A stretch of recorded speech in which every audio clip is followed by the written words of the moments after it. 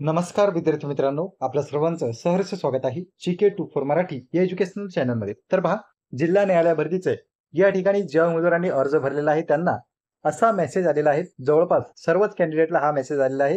काही कॅन्डिडेटला यायचं जरी बाकी असलं तरी पोहोचून जाईल. तर काही उमेदवारांचे या ठिकाणी मेसेज आलेले आहेत, तुम्ही पाहू शकता.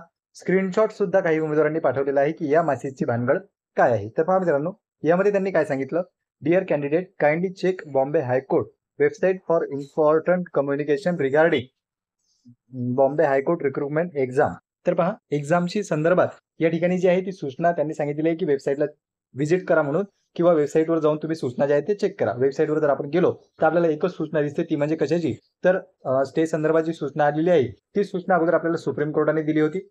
म्हणजे एकच सूचना आहे. तर सर्वात प्रथम कुठून कळाली होती, एक म्हणजे केसवरून, दुसरं सुप्रीम कोर्टावरून, नंतर तीच आता हायकोर्टाने सुद्धा सूचना प्रोव्हाइड केलेली आहे.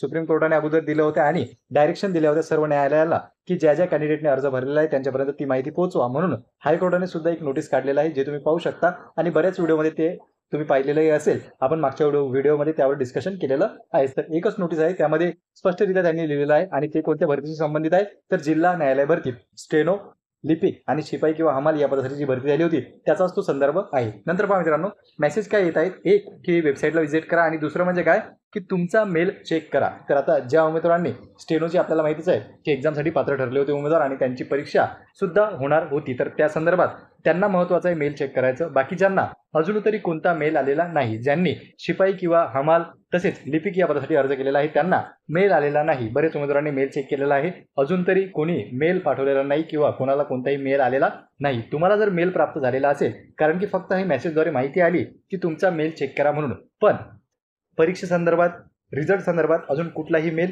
शिपाई किंवा लिपिक या पदासाठी ज्यांनी अर्ज केलेला आहे त्यांना प्राप्त झालेला नाही. तुम्हाला जर प्राप्त झालेला असेल तर तुम्ही तो नक्की कमेंट सेक्शनमध्ये कमेंट करा, किंवा खाली तुम्हाला ID वगैरे दिलेला आहे. टेलिग्रामचं चॅनल सुद्धा आहे, त्यावर तुम्ही मेसेज करू शकता.